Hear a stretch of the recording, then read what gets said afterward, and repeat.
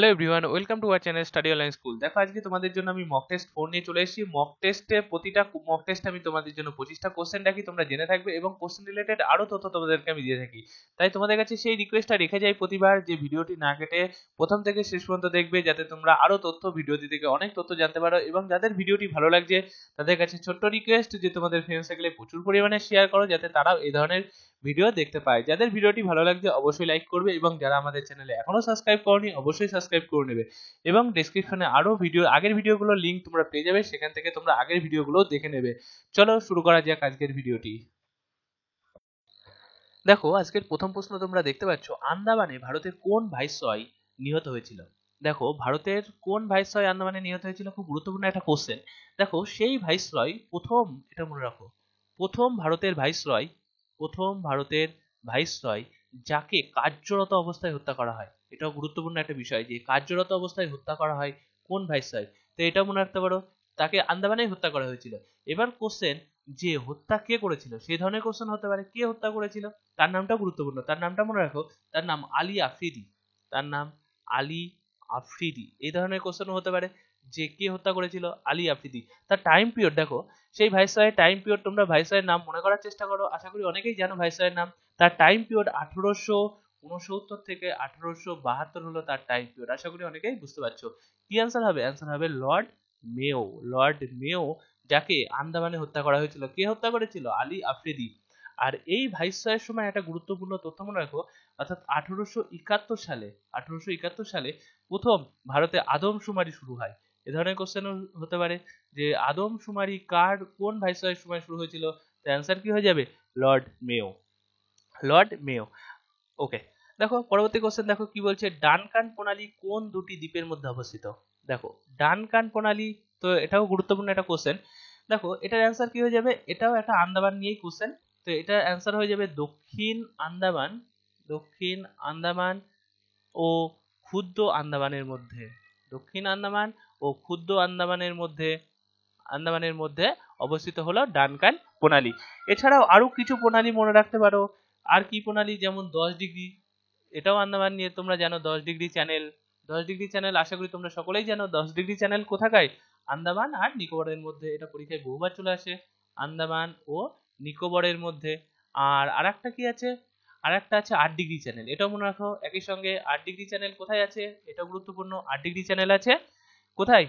8 degree আছে মিনিকয় দ্বীপ, মনে রাখো, এটা গুরুত্বপূর্ণ। মিনিকয় দ্বীপ আর মালদ্বীপের মধ্যে।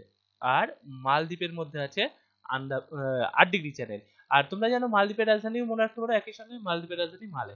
ওকে, আর এই আন্দামানের, তোমরা নিশ্চয়ই জানো আন্দামানের রাজধানী কি? Port Blair. এটাও মনে রাখতে পারো একই সঙ্গে, আন্দামানের রাজধানী পোর্ট ব্লেয়ার। ওকে, নেক্সট কোশ্চেন দেখো কি আছে। নেক্সট কোশ্চেন দেখতে পাচ্ছ, ফুল ফোটাতে কোন হরমোন সাহায্য করে? তো খুবই ইজি কোশ্চেন। হরমোন নিয়ে এর আগে তোমাদের বহুবার বলেছি। হরমোন কে আবিষ্কার করে? হরমোন আবিষ্কার করে 1902 সালে। তার নাম কি? স্টার্লিং। স্টার্লিং আর বেইলিস। স্টার্লিং আর বেইলিস, তোমরা জানো, বহুবার বলেছি। স্টার্লিং আর বেইলিস 1902 সালে হরমোন আবিষ্কার করে। আর ফুল ফোটাতে যে হরমোন সাহায্য করে তোমরা জানো নিশ্চয়ই অনেকে। অ্যান্সার কি যাবে? জিব্বারেলিন। জিব্বারেলিন। জিব্বারেলিন। আর এই জিব্বারেলিন কে আবিষ্কার করে সেটাও গুরুত্বপূর্ণ একটা তথ্য। দেখো, 1926 খ্রিস্টাব্দে জাপানি বিজ্ঞানী, তার নাম কি? কুরোসাওয়া। কুরোসাওয়া, এটা কোনো একটা জাপানি বিজ্ঞানী কুরোসাওয়া জিব্বারেলিন আবিষ্কার করেছিল।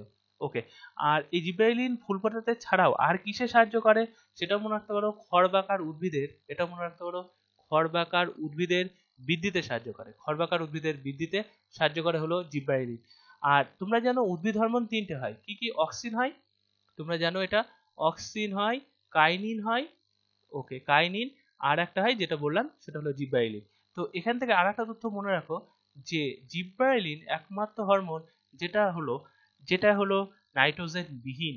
এটা মনে রাখো, নাইট্রোজেন বিহীন। পরীক্ষায় এই ধরনেরও কোশ্চেন হতে পারে, যে নাইট্রোজেন বিহীন কোন উদ্ভিদ হরমোন, তখন অ্যান্সার হয়ে যাবে জিব্রাইলিন। আর অক্সিন এবং কাইনিন দুটোই নাইট্রোজেন যুক্ত। একইভাবে মনে রাখতে পারো, নাইট্রোজেন যুক্ত হরমোন, আর জিব্রাইলিন একমাত্র নাইট্রোজেন বিহীন হরমোন। ওকে, দেখো পরবর্তী কোশ্চেন দেখতে পাচ্ছ, টেলিযোগাযোগের জন্য কোন ধরনের তরঙ্গ ব্যবহার করা হয়? খুবই গুরুত্বপূর্ণ একটা কোশ্চেন। টেলিযোগাযোগের জন্য ব্যবহার করা হয় মাইক্রোওয়েভ, এটা মনে রাখো মাইক্রোওয়েভ। বাংলায় যদি বলো তাহলে কি হবে, মাইক্রো তরঙ্গ, এটা মনে রাখতে পারো মাইক্রো তরঙ্গ। আর এই মাইক্রো তরঙ্গের ফ্রিকোয়েন্সিটা মনে রাখো, কারণ পরীক্ষায় ফ্রিকোয়েন্সি চলে আসতে পারে।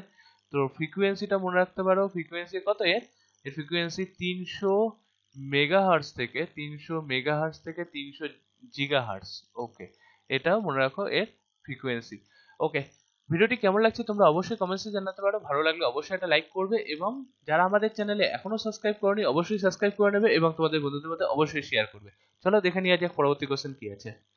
দেখো পরবর্তী কোশ্চেন তোমরা দেখতে পাচ্ছ, আলেকজান্ডার কতদিন ভারতে ছিল। তো এটা অ্যান্সার কি হয়ে যাবে, এটা অ্যান্সার হয়ে যাবে 19 মাস। 19 মাস আলেকজান্ডার ভারতে ছিল। আর তোমরা জানো আলেকজান্ডার ম্যাসিডনের রাজা, এটা তোমরা সকলেই জানো, ম্যাসিডনের রাজা আলেকজান্ডার। আর আলেকজান্ডারের সেনাপতির নামটা গুরুত্বপূর্ণ কেন, দেখো আলেকজান্ডারের সেনাপতির নাম কি, সেলুকাস। এই সেলুকাসের সঙ্গে কার যুদ্ধ হয়েছিল, চন্দ্রগুপ্তের, এটা গুরুত্বপূর্ণ, সেলুকাসের সঙ্গে চন্দ্রগুপ্ত যুদ্ধ হয়েছিল। আর এই যুদ্ধ কবে হয়েছিল সেটা মনে রাখো, 305 খ্রিস্টপূর্বাব্দে, 305 খ্রিস্টপূর্বাব্দে চন্দ্রগুপ্তের সঙ্গে সেলুকাসের যুদ্ধ হয়েছিল। তারপরে চন্দ্রগুপ্ত মৌর্য তোমরা জানো 324 খ্রিস্টপূর্বাব্দে মৌর্য সাম্রাজ্য প্রতিষ্ঠা করেছিল। ওকে, আর এছাড়া আর একটা তথ্য মনে রাখো, এই আলেকজান্ডার কত সালে মারা গেছিল, এটা গুরুত্বপূর্ণ। দেখো 323 খ্রিস্টপূর্বাব্দে আলেকজান্ডার মারা যায়, এটা গুরুত্বপূর্ণ। আলেকজান্ডার মারা যায় 323 খ্রিস্টপূর্বাব্দে। কোথায় মারা যায় সেটা মনে রাখো, ব্যাবিলনে, এটা গুরুত্বপূর্ণ, ব্যাবিলনে মারা যায়, ব্যাবিলনে। ওকে, পরবর্তী কোশ্চেন দেখতে পাচ্ছ, কবে ইস্ট ইন্ডিয়া কোম্পানির শাসনের অবসান ঘটে। দেখো ইস্ট ইন্ডিয়া কোম্পানি তোমরা সকলেই জানো, ইস্ট ইন্ডিয়া কোম্পানি 1600 খ্রিস্টাব্দে ইস্ট ইন্ডিয়া কোম্পানি কি করলো, গঠন হলো। আচ্ছা, তারপরে দেখো প্রথম বাণিজ্য করার অধিকার কবে পায়, এটা দেখো প্রথমে তো গঠিত হলো 1600 খ্রিস্টাব্দে, তোমরা সকলেই জানো। 1613 খ্রিস্টাব্দে জাহাঙ্গীর, এটা মনে রাখো, 1613 খ্রিস্টাব্দে জাহাঙ্গীর বাণিজ্য করার প্রথম অধিকার দেয় কোথায়, সুরাটে, এটাও মনে রাখো, প্রথম বাণিজ্য করার অধিকার পায় সুরাটে। আর কোথায়, বোম্বেতে বাণিজ্য করার অধিকার পায়। আর এর পরে মনে রাখো 1645 খ্রিস্টাব্দে, সবগুলো মনে রাখো, সবগুলো গুরুত্বপূর্ণ, 1645 খ্রিস্টাব্দে পুরো মুঘল সাম্রাজ্যে বাণিজ্য করার অধিকার পেয়ে গেল। ওকে, তারপরে এরপরে মনে রাখো 1757 খ্রিস্টাব্দে পুরো ওদের অধিকারে চলে গেল, শাসন প্রতিষ্ঠা করা শুরু করে দিল, তোমরা জানো পলাশির যুদ্ধের পরে। আর মনে রাখো 1858 সালে ইস্ট ইন্ডিয়া কোম্পানির শাসনের অবসান ঘটলো। ওকে, সবগুলো গুরুত্বপূর্ণ, প্রত্যেকটা সালগুলো গুরুত্বপূর্ণ মনে রাখবে। 1600 খ্রিস্টাব্দে প্রতিষ্ঠা করলো, 1613-তে বাণিজ্য করার অধিকার পেল, 1645 খ্রিস্টাব্দে পুরো মুঘল সাম্রাজ্য অধিকার পেল, পুরো শাসন শুরু করে দিল ইস্ট ইন্ডিয়া কোম্পানি 1757 সালে, এবং 1858 সালে ইস্ট ইন্ডিয়া কোম্পানির অবসান ঘটলো। ওকে, নেক্সট কোশ্চেন দেখতে পাচ্ছ, প্রাকৃতিক নির্বাচন তত্ত্বটির প্রবক্তাকে। খুবই ইজি কোশ্চেন এটা, তোমরা আশা করি সকলেই এটার অ্যান্সার জানবে। এর অ্যান্সার কি, ডারউইন, অ্যান্সার ডারউইন। ওকে, নেক্সট কোশ্চেন দেখো, দেখতে পাচ্ছ মুঘল আমলে দুটো সুতি বস্ত্র কেন্দ্রের নাম। তো মুঘল আমলে দুটো সুতি বস্ত্র কেন্দ্রের নাম কি হবে, একটা হলো আগ্রা, মনে রাখো, একটা আগ্রা, আর একটা হলো জৌনপুর। ওকে, দুটো সুতি বস্ত্র কেন্দ্রের নাম আগ্রা আর জৌনপুর। আর এছাড়াও তোমাদের এর আগে কোনো একটা ভিডিওতে বলেছিলাম যে মুঘল আমলের প্রধান বন্দর যদি পরীক্ষায় আসে, প্রধান বন্দর, তো প্রধান বন্দর বলেছিলাম কি, মুঘল আমলের প্রধান বন্দর সুরাট, এটা বলেছিলাম। ভারতের প্রধান বন্দর, আর যদি বলেছিলাম বাংলার প্রধান বন্দর, এটা মনে রাখো, বাংলার প্রধান বন্দর বলেছিলাম সপ্তগ্রাম। এগুলো সব মনে রাখো, প্রত্যেকটা গুরুত্বপূর্ণ কোশ্চেন। সপ্তগ্রাম। ইংরেজদের প্রধান ঘাঁটি কোথায় ছিল, ইংরেজদের প্রধান ঘাঁটি ছিল, এটা মনে রাখো, পরীক্ষায় দেয়, ইংরেজদের প্রধান ঘাঁটি কলকাতা, ইংরেজদের প্রধান ঘাঁটি ছিল কোথায়, কলকাতা। আর যদি বলে যে ডাচদের প্রধান ঘাঁটি কোথায় ছিল, এটা মনে রাখো, ডাচদের প্রধান ঘাঁটি ছিল চুঁচুড়া। প্রত্যেকটা গুরুত্বপূর্ণ কোশ্চেন, সবগুলো মনে রাখো। ওকে, দেখো নেক্সট কোশ্চেন কি আছে। দেখো পরবর্তী কোশ্চেন তোমরা দেখতে পাচ্ছ, কোন আইনের ফলে গভর্নর জেনারেল ভাইসরয় রূপে পরিচিত হয়। ওকে, তাহলে খুব গুরুত্বপূর্ণ একটা কোশ্চেন, গভর্নর জেনারেল ভাইসরয় রূপে পরিচিত হয়েছিল যে আইনের বলে, অর্থাৎ সেটা ছিল ভারত শাসন আইন, মনে রাখো, ভারত শাসন আইন। আর ভারত শাসন আইন কত সালে হয়েছিল সেটাও একটা গুরুত্বপূর্ণ বিষয়, এটা কত সালে হয়েছিল, 1858 সালে, এটা মনে রাখো, 1858 সালে। আর এই শাসন আইনের বলেই, এর ভিত্তিতেই, মনে রাখো, এই আইনের ভিত্তিতেই পরবর্তীকালে ভারতীয় সংবিধান রচনা করা হয়, ভারতীয় সংবিধান রচনা করা হয় এই আইনের বলে। ওকে, আর এছাড়া মনে রাখো যে গভর্নর জেনারেল অফ ইন্ডিয়ার পরেই ভাইসরয় হয়েছে, সেটাও গুরুত্বপূর্ণ বিষয়। তো শেষ গভর্নর জেনারেলকে, তোমরা এটা মনে রাখতে পারো, শেষ গভর্নর জেনারেলকে ক্যানিং। আর তোমরা জানো ক্যানিং এর টাইম পিরিয়ড মনে রাখো, ক্যানিং এর টাইম পিরিয়ড 1856 থেকে 1858 ছিল ক্যানিং এর টাইম পিরিয়ড। তোমরা জানো যখন ক্যানিং গভর্নর জেনারেল ছিল, গভর্নর জেনারেল অফ ইন্ডিয়া ছিল, আর যখন ভাইসরয় রূপে হলো, ফার্স্ট ভাইসরয়, এটা মনে রাখতে হলো, প্রথম ভাইসরয়, তো প্রথম ভাইসরয় ছিল ক্যানিং, তোমরা জানো। আর তখন ক্যানিং এর টাইম পিরিয়ড কত সেটাও মনে রাখতে পারো। তখন ক্যানিং এর টাইম পিরিয়ড ছিল 1858 থেকে 1862। 1862। ওকে, এই ধরনের কোশ্চেন এসে থাকে। আর এই ক্যানিং এর সময় সেপাই বিদ্রোহ হয়েছিল, তোমরা নিশ্চয়ই জানবে, পরীক্ষায় এই ধরনের কোশ্চেন পেয়ে যাবে যে সেপাই বিদ্রোহ হয়েছিল কোন ভাইসরয়ের সময়, তো অ্যান্সার কি হবে? ক্যানিং। ওকে, পরবর্তী কোশ্চেন দেখতে পাচ্ছ, নীল বিদ্রোহ নিয়ে নিয়মিত আলোকপাত করা হয় কোন সংবাদপত্রে? তো নীল বিদ্রোহ সবার প্রথমে জানো, নীল বিদ্রোহ কত সালে হয়েছিল? নীল বিদ্রোহ হয়েছিল 1859 সালে। 1859 সালে নীল বিদ্রোহ হয়েছিল, তোমরা জানো। ওকে, আর নীল বিদ্রোহ কোথায় হয়েছিল সেটাও জানো, বাংলাতে নীল বিদ্রোহ হয়েছিল। নীল বিদ্রোহের নেতা কে ছিল সেটা মনে রাখতে পারো। নীল বিদ্রোহের গুরুত্বপূর্ণ একজন নেতা, তার নাম ছিল দিগম্বর, তার নাম ছিল দিগম্বর বিশ্বাস। মনে রাখো, এই ধরনের কোশ্চেন পেতে পারো, নীল বিদ্রোহের একজন গুরুত্বপূর্ণ নেতার নাম দিগম্বর বিশ্বাস। ওকে, তো এখানে কোশ্চেন ছিল নিয়মিত আলোকপাত করা হয়েছে কোন সংবাদপত্রে? তো সংবাদপত্রটা এখানে গুরুত্বপূর্ণ, সংবাদপত্রের নাম কি হবে? সংবাদপত্রের নাম হিন্দু পেট্রিয়ট। তো হিন্দু পেট্রিয়ট তোমরা জানো, হিন্দু পেট্রিয়ট যেটা কত সালে প্রকাশিত হয়েছিল? 1853 সালে এটা প্রকাশ করেছিল। কে করেছিল এই সংবাদপত্র, অর্থাৎ প্রতিষ্ঠাতাকে, সেটাও গুরুত্বপূর্ণ। এই সংবাদপত্রের প্রতিষ্ঠাতা তোমরা জানো কি? হরিশচন্দ্র। হরিশচন্দ্র। আর এই নীল বিদ্রোহ নিয়ে আরেকটা তথ্য মনে রাখো, এই নীল বিদ্রোহ নিয়ে দীনবন্ধু মিত্র, এটা মনে রাখো, দীনবন্ধু মিত্র কি রচনা করেছিল? নীল দর্পণ। এটাও গুরুত্বপূর্ণ, নীল দর্পণ রচনা করেছিল দীনবন্ধু মিত্র। ওকে, আর এই দীনবন্ধু মিত্র এটা কত সালে রচনা করেছিল সেটাও মনে রাখো, 1859 সালে নীল দর্পণ রচনা করেছিল। ওকে, পরবর্তী কোশ্চেন তোমরা দেখতে পাচ্ছ, কাকে ভারতীয় রেনেসাঁসের ভোরের শুকতারা বলা হয়? খুবই গুরুত্বপূর্ণ কোশ্চেন, রেনেসাঁসের ভোরের শুকতারা বলা হয় কাকে? তো এটার অ্যান্সার কি হয়ে যাবে? এটার অ্যান্সার হয়ে যাবে রাজা রামমোহন রায়। ওকে, রাজা রামমোহন রায়। আর রাজা রামমোহন রায় সম্পর্কে তোমরা অনেকেই অনেক কিছু জানো, যে ব্রাহ্ম সমাজ প্রতিষ্ঠা করেছিল। এ ধরনের কোশ্চেন বহুবার পেয়ে গেছো, যে ব্রাহ্ম সমাজ কে প্রতিষ্ঠা করেছিল? ব্রাহ্ম সমাজ প্রতিষ্ঠা করেছিল রাজা রামমোহন রায়। কত সালে প্রতিষ্ঠা করেছিল? 1828 সালে প্রতিষ্ঠা করেছিল। কোথায়? কলকাতাতে। এ ধরনের কোশ্চেনও পেতে পারো, কলকাতাতে। আর এর আগে একটা ভিডিওতে তোমাদের আমি বলেছিলাম রাজা রামমোহন রায় একটা সংবাদপত্র প্রকাশিত করেছিল 1821 সালে, সেটার নাম কি? সংবাদ কুমুদি। এটাও পরীক্ষায় মনে রাখতে পারো, এটাও গুরুত্বপূর্ণ, পরীক্ষায় চলে আসতে পারে। তো সংবাদ কুমুদি কে রচনা করেছিল? রাজা রামমোহন রায়। আর তোমরা জানো রাজা রামমোহন রায় আর একটা গুরুত্বপূর্ণ কাজ করেছে, সেটা কি? সতীদাহ প্রথা। 1829 সালে সতীদাহ প্রথা রদ করেছিল। ওকে, এটাও গুরুত্বপূর্ণ, সতীদাহ প্রথা রদ করেছিল। আর তখন ভাইসরয় কে ছিল? তখন ভাইসরয় ছিল বেন্টিং। বেন্টিং এর সময় সতীদাহ প্রথা রদ হয়েছিল। ওকে, পরবর্তী কোশ্চেন দেখতে পাচ্ছ, ভারত ও বাংলাদেশের মধ্যে গঙ্গা জল চুক্তি সম্পাদিত হয়েছিল কত সালে? খুবই একটা গুরুত্বপূর্ণ কোশ্চেন। ভারত আর বাংলাদেশের মধ্যে যে গঙ্গা জল চুক্তি হয়েছিল সেটা হয়েছিল 1996 সালে। 1996 সালে গঙ্গা জল চুক্তি হয়েছিল ভারত এবং বাংলাদেশের সময়। আর এখান থেকে একটা কোশ্চেন আসতে পারে যে সেই সময় প্রধানমন্ত্রী কে ছিল? ভারতের প্রধানমন্ত্রী ছিল সেই সময় দেবগৌড়া। এটা মনে রাখতে পারো, দেবগৌড়া তখন ভারতের প্রধানমন্ত্রী ছিল। অর্থাৎ দেবগৌড়ার সঙ্গে শেখ হাসিনা, বাংলাদেশের প্রধানমন্ত্রী ছিল শেখ হাসিনা। শেখ হাসিনা। তো দেবগৌড়ার সঙ্গে শেখ হাসিনার ভারত এবং বাংলাদেশের মধ্যে গঙ্গা জল চুক্তি হয়েছিল। আর এই চুক্তিটা হয়েছিল 30 বছরের জন্য, এটাও মনে রাখতে পারো, 30 বছরের জন্য এই চুক্তি হয়েছিল। ওকে, ভিডিওটি কেমন লাগছে তোমরা অবশ্যই কমেন্টসে জানাতে পারো। ভালো লাগলে লাইক করবে, এবং তোমাদের কাছে সেই রিকোয়েস্ট, ভিডিওটি প্রচুর পরিমাণে তোমাদের ফ্রেন্ড সার্কেলে শেয়ার করো। চলো দেখে নেওয়া যাক পরবর্তী কোশ্চেন কি আছে। পরবর্তী কোশ্চেন তোমরা দেখতে পাচ্ছ, ভারতীয় সংবিধানে কত ধারা বলে এক ব্যক্তি দুই রাজ্যের রাজ্যপাল হতে পারে? তো এক ব্যক্তি দুই রাজ্যের রাজ্যপাল হতে পারে, এটা কত নম্বর ধারায় বলা আছে? 153 নম্বর ধারাতে বলা আছে। 153 নম্বর ধারাতে বলা আছে এক ব্যক্তি দুই রাজ্যের রাজ্যপাল হতে পারে। যেমন এখন বর্তমানে কি আছে এটা মনে রাখো, বর্তমানে ছত্তিশগড়, এটা মনে রাখো, ছত্তিশগড় এবং মধ্যপ্রদেশ। ছত্তিশগড় এবং মধ্যপ্রদেশে তোমরা জানো যে রাজ্যপাল কে আছে? দুই রাজ্যের রাজ্যপাল আছে আনন্দীবেন প্যাটেল। এটা মনে রাখতে পারো, আনন্দীবেন প্যাটেল আছে, দুই রাজ্যেরই রাজ্যপাল করছে। আর এছাড়াও রাজ্যপাল সম্পর্কিত ধারাগুলো কত থেকে কতর মধ্যে আছে এটা মনে রাখতে হবে, 153 থেকে 167। এই ধারাগুলো সবগুলো রাজ্যপাল সম্পর্কিত। আর রাজ্যপাল সম্পর্কিত আরো গুরুত্বপূর্ণ দুটো ধারা মনে রাখো, যেমন 159 এ রাজ্যপালের শপথ নিয়ে বলা আছে, শপথ পাঠ করায়। আর আরেকটা মনে রাখো 161, এই দুটো মনে রাখো, কারণ 161-এ কি বলা আছে, রাজ্যপাল ক্ষমা প্রদান করতে পারে, ক্ষমা প্রদান করতে পারে, সেটা 161 ধারাতে বলা আছে। এই ধারাগুলো গুরুত্বপূর্ণ, মনে রাখো। ওকে, পরবর্তী কোশ্চেন দেখতে পাচ্ছ, সত্য শোধক সমাজ কে গঠন করে?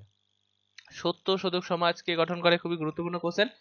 এটা গঠন করে, দেখো এটা হয়েছিল 1873 সালে, এটা প্রথমে মনে রাখো, 1873 সালে এটা হয়েছিল। কোথায় হয়েছিল সত্য শোধক সমাজ? এটা হয়েছিল মহারাষ্ট্রে, এটা হয়েছিল মহারাষ্ট্রে। তোমরা আশা করি অনেকে এর অ্যান্সার জানো, মহারাষ্ট্রে হয়েছিল।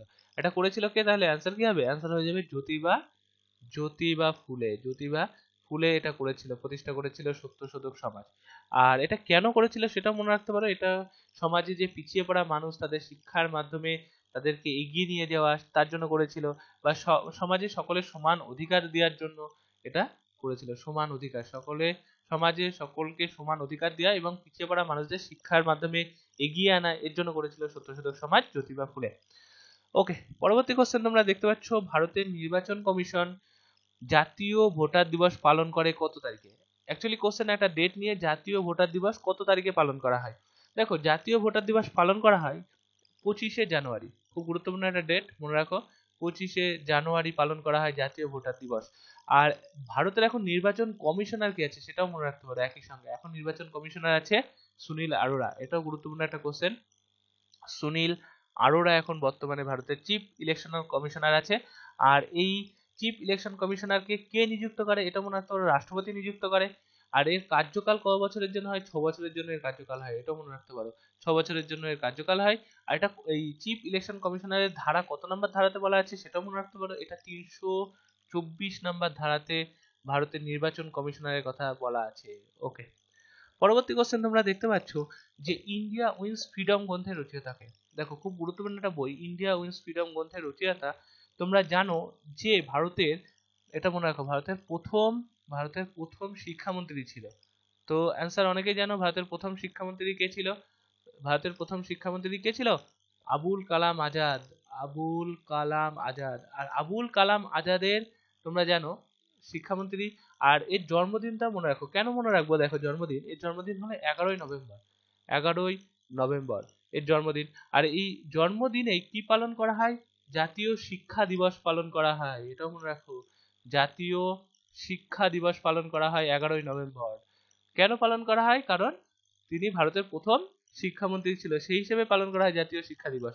ওকে, আর তাহলে এটার অ্যান্সারও কি হয়ে যাবে? মৌলানা আবুল কালাম আজাদ। মৌলানা আবুল কালাম আজাদ। আর এই আবুল কালাম আজাদ, তাহলে বুঝতে পারলে যে ভারতের প্রথম শিক্ষামন্ত্রী ছিল। আর ভারতের প্রথম প্রধানমন্ত্রী তোমরা জানো যে জওহরলাল নেহেরু। আর নেহেরুর জন্মদিনটা মনে রাখো একই সঙ্গে 14ই নভেম্বর। আর এই 14ই নভেম্বরে পালন করা হয় শিশু দিবস। তো একই সঙ্গে এগুলো মনে রাখতে পারো। ওকে, দেখো পরবর্তী কোশ্চেন কি আছে। দেখো, নেক্সট কোশ্চেন তোমরা দেখতে পাচ্ছ, যকৃতে কোন ভিটামিন সঞ্চিত থাকে? তো এটা খুবই ইজি কোশ্চেন, যকৃতে কোন ভিটামিন সঞ্চিত থাকে, এটা অ্যান্সার হয়ে যাবে ভিটামিন এ সঞ্চিত থাকে। এটা মনে রাখো, ভিটামিন এ বেশি সঞ্চিত থাকে। এছাড়াও ডি, কে, এগুলো মনে রাখতে হলো, ডি, কে, বি6 এবং বি12 এই ভিটামিনগুলো যকৃতে সঞ্চিত থাকে। আর তোমরা জানো ভিটামিন এর রাসায়নিক নাম রেটিনল, এটা তো খুবই ইজি, তোমরা মনে রাখতে পারো, একই সঙ্গে পরীক্ষায় চলে আসে ভিটামিন এর রাসায়নিক নাম রেটিনল। আর আরেকটা তথ্য মনে রাখো, যকৃৎ দিয়ে, যকৃতে তোমরা জানো যকৃৎ থেকে কি উৎপন্ন হয়? যকৃৎ থেকে ইউরিয়া উৎপন্ন হয়, এটাও পরীক্ষায় চলে আসতে পারে যে ইউরিয়া কোথা থেকে উৎপন্ন হয়? যকৃৎ থেকে উৎপন্ন হয়। আর আরেকটা তথ্য মনে রাখতে পারো ভিটামিন নিয়ে। দেখো, ভিটামিন কে ডিসকভার করেছে? এটা মনে রাখো, ভিটামিন কে ডিসকভার করেছে, তার নামটা মনে রাখো, তার নামটা গুরুত্বপূর্ণ, তার নাম কি? Casimir funk. এটা মনে রাখো, ক্যাসিমির ফাঙ্ক ডিসকভার করেছে ভিটামিন কত সালে? 1912 সালে, 1912 সালে। আর ভিটামিন এর রাসায়নিক নাম রেটিনল। আর ভিটামিন এর অভাবে কি রোগ হয়? তোমরা জানো রাতকানা রোগ হয়, এটা খুব ইজি কোশ্চেন। আর দেখো, নেক্সট কোশ্চেন দেখতে পাচ্ছ, অ্যামোনিয়া সালফেটের এর সংকেত কি? দেখো, অ্যামোনিয়া সালফেট এর সংকেতটা দেখো পরীক্ষায় চলে আসতে পারে এই ধরনের কোশ্চেন। এর সংকেত মনে রাখো, NH4 অ্যামোনিয়া সালফেট। আর তোমরা জানো অ্যামোনিয়া সালফেট সার হিসেবে ব্যবহার করা হয়, আর এর মধ্যে কি কি উপাদান আছে সেটাও মনে রাখতে পারো। এর মধ্যে 21% আছে নাইট্রোজেন, এটা মনে রাখো, 21% নাইট্রোজেন আছে অ্যামোনিয়া সালফেটের মধ্যে। আর এছাড়াও 24% আছে সালফার, এটা মনে রাখতে হবে, 24% সালফার আছে। ওকে, দেখো নেক্সট কোশ্চেন দেখতে পাচ্ছ, ভারতীয় জাতীয় কংগ্রেসের কোন অধিবেশনে পূর্ণ স্বরাজ প্রস্তাব গৃহীত হয়? খুবই গুরুত্বপূর্ণ কোশ্চেন। পূর্ণ স্বরাজ প্রস্তাব গৃহীত হয় জাতীয় কংগ্রেসের কোন অধিবেশন? ওকে, অধিবেশনটা গুরুত্বপূর্ণ। এখানে অধিবেশনটা অ্যান্সার কি হবে? লাহোর অধিবেশন। ওকে, অ্যান্সার হবে লাহোর অধিবেশনে। তো লাহোর অধিবেশন কত সালে হয়েছিল সেটাও মনে রাখো। লাহোর অধিবেশন হয়েছিল 1929 সালে। 1929 সালে লাহোর অধিবেশন হয়েছিল। আর এই লাহোর অধিবেশনের সভাপতিত্ব কে করেছিল সেটাও গুরুত্বপূর্ণ। এই লাহোর অধিবেশনের সভাপতিত্ব করেছিল নেহেরু, জওহরলাল নেহেরু। আর এর সঙ্গে একই সঙ্গে মনে রাখো, যদি বলে সবচেয়ে বেশি সভাপতিত্ব কে করেছিল জাতীয় কংগ্রেসের, এটা মনে রাখো, সবচেয়ে বেশি সভাপতিত্ব কে করেছিল? সবচেয়ে বেশি সভাপতিত্ব করেছিল নেহেরু। এটা মনে রাখো, নেহেরু সবচেয়ে বেশি সভাপতিত্ব করেছিল। ওকে, নেহেরু কবার সভাপতিত্ব করেছিল? নেহেরু 3বার সভাপতিত্ব করেছিল, এটা মনে রাখো। কখন কখন এটা মনে রাখতে পারো, 1929-এ প্রথম করলো, এটা মনে রাখলে 1929-এ করলো, এরপরে 1936-এ করেছিল, তারপর 1937-এ করেছিল। ওকে, আর এছাড়াও নেহেরু ছাড়াও আরেকজন করেছিল, সেটা মনে রাখতে পারো, দাদাভাই নওরোজি। দাদাভাই নওরোজিও 3বার করেছিল। তো এই ধরনের কোশ্চেনও তোমরা পরীক্ষায় পেয়ে যেতে পারো, যে সবচেয়ে বেশি সভাপতিত্ব করেছিল নেহেরু এবং নওরোজি। ওকে, নেক্সট কোশ্চেন তোমরা দেখতে পাচ্ছ, রায়তিয়ারি বন্দোবস্ত কে চালু করেছিল? দেখো, রায়তওয়ারি বন্দোবস্ত চালু করেছিল, তার নাম কি? তার নাম মনে রাখো, Tomas Mundo. Tomas Mundo. Okay, Tomas Mundo কত সালে চালু করলো রায়তওয়ারি বন্দোবস্ত সেটাও মনে রাখতে পারো। এটা চালু করেছিল 1820 সালে। 1820 সালে চালু করেছিল। কোথায় চালু করেছিল সে ধরনের কোশ্চেন হতে পারে। চালু করেছিল মাদ্রাজ প্রেসিডেন্সিতে। ওকে, এটা মনে রাখো, মাদ্রাজ প্রেসিডেন্সিতে। ওকে, মাদ্রাজ প্রেসিডেন্সিতে চালু করেছিল। আর দেখো, রায়ত বলতে কি বোঝো এটা মনে রাখো। রায়ত বলতে অ্যাকচুয়ালি প্রকৃত চাষি বা কৃষক বলতে পারো। রায়ত বলতে প্রকৃত চাষি বলতে পারো। এই প্রকৃত চাষিদের 30 বছরের জন্য জমি দিয়ে যে খাজনা আদায় করতো, সেটাই ছিল রায়তওয়ারি বন্দোবস্ত, এটাও মনে রাখতে পারো। ওকে, আর এই রায়তওয়ারি বন্দোবস্ত যখন চালু করলো, তখন ভাইসরয় কে ছিল? এই ধরনের কোশ্চেন পেয়ে যেতে পারো। তখন ভাইসরয় ছিল লর্ড হেস্টিং, এটা মনে রাখো, লর্ড হেস্টিং ছিল সেই সময় ভাইসরয়। লর্ড হেস্টিং এর টাইম পিরিয়ড তোমরা নিশ্চয়ই জানো, 1813 থেকে 1823, অর্থাৎ 10 বছর রাজত্ব করেছিল লর্ড হেস্টিং। ওকে, দেখো নেক্সট কোশ্চেন কি আছে। দেখো, নেক্সট কোশ্চেন তোমরা দেখতে পাচ্ছ, ভারতের প্রথম পারমাণবিক বোমা পরীক্ষা কোথায় হয়েছিল? তো খুবই একটা গুরুত্বপূর্ণ কোশ্চেন, পারমাণবিক বোমা পরীক্ষা ভারতের প্রথম কোথায় হয়েছিল? দেখো, এটা অ্যান্সার কি হয়ে যাবে? এটা অ্যান্সার হয়ে যাবে রাজস্থানে। রাজস্থানে প্রথম এটা হয়েছিল। ওকে, আর রাজস্থানের কোথায় হয়েছিল সেটাও মনে রাখতে পারো। সেই জায়গাটার নাম জয়সলমীর। ওকে, এটা কত সালে হয়েছিল সেটা মনে রাখো। এটা হয়েছিল 1974 সালে। 1974 সালের 18ই মে। 18ই মে। ওকে, আর এটা রাজস্থানের জয়সলমীরে কোথায় হয়েছিল এটা মনে রাখতে হবে। এটা মাটির নিচে প্রথম পরীক্ষা করা হয়েছিল। মাটির নিচে প্রথম এটা পরীক্ষা করা হয়েছিল। তো এই বোমাটার নামটাও মনে রাখতে পারো। এটার নামটা মনে রাখো, এর নাম হলো পোখরান। এর নাম মনে রাখো, পোখরান 1 নাম ছিল, পোখরান 1। ওকে, এটা প্রথম পরীক্ষা ছিল পারমাণবিক বোমার। ওকে, এছাড়াও আর একটা তথ্য মনে রাখো, দ্বিতীয় পরীক্ষাটাও মনে রাখো একই সঙ্গে। পরীক্ষায় দুটোই মনে রাখতে পারো। দ্বিতীয় পরীক্ষা করা হয়েছিল, সেটাও রাজস্থানে করা হয়েছিল। আর সেটার নাম কি ছিল? সেটার নাম ছিল পোখরান 2। এটা মনে রাখো, দ্বিতীয়টার নাম ছিল পোখরান 2। পোখরান 2টা কত সালে করা হয়েছিল? পোখরান 2 হয়েছিল 1998 সালে। 1998 সালের কতই মে? 11ই মে। 11ই মে। ওকে, পরবর্তী কোশ্চেন দেখো কি আছে? কোন তারিখে পূর্ব রেল ভেঙে মধ্য রেল গড়ে তোলা হয়েছে? দেখো, খুবই গুরুত্বপূর্ণ একটা কোশ্চেন। পূর্ব রেল ভেঙে পূর্ব মধ্য রেল গড়ে তোলা হয়েছে। দেখো, এটা তারিখটা গুরুত্বপূর্ণ। এটা করা হয়েছিল 2002 সালে। 2002 সালের কত তারিখে সেটা মনে রাখো, 1 অক্টোবর। 1 অক্টোবরে করা হয়েছিল। আর তোমরা জানো পূর্ব মধ্য রেলের হেডকোয়ার্টারটা মনে রাখতে হবে। পূর্ব মধ্য রেলের হেডকোয়ার্টার কোথায়? হাজিপুর। এটাও মনে রাখো, পূর্ব মধ্য রেলের হেডকোয়ার্টার হাজিপুর। আর পূর্ব রেলের হেডকোয়ার্টার তোমরা সকলেই জানো কোথায়? কলকাতাতে। ওকে, আর এই পূর্ব রেল কত সালে গঠিত হয়েছে সেটাও মনে রাখো। পূর্ব রেল গঠন করা হয়েছিল 1952 সালে। এটা মনে রাখো, 1952 সালে পূর্ব রেল গঠন করা হয়েছিল। আর তোমরা জানো ভারতের কতগুলো রেলওয়ে জোন আছে? 17টা রেলওয়ে জোন আছে, এটাও মনে রাখতে পারো, 17টা রেলওয়ে জোন। ওকে, ওকে, পরবর্তী কোশ্চেন তোমরা দেখতে পাচ্ছ, মোটর গাড়ি থেকে নিঃসৃত কোন দূষণকারী মানসিক রোগ ঘটায়? তো খুবই গুরুত্বপূর্ণ একটা কোশ্চেন। দেখো, মোটর গাড়ি থেকে নিঃসৃত হয় সেই দূষণকারী যেটা মানসিক রোগ ঘটায়, সেটা অ্যান্সার কি হয়ে যাবে? সেটা অ্যান্সার হয়ে যাবে লেড, অর্থাৎ বাংলায় কি বলে? সীসা। বাংলায় বলে সীসা। ওকে, আর সীসা সম্পর্কে তোমরা যা সংকেত তোমরা জানো, পিবি।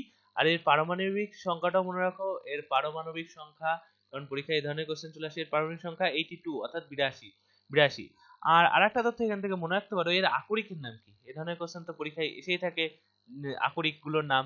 তো লেড অর্থাৎ সীসার আকরিকের নাম তোমরা মনে রাখো, আকরিকের নাম গ্যালেনা, গ্যালেনা, যার সংকেতটা মনে রাখো PBS।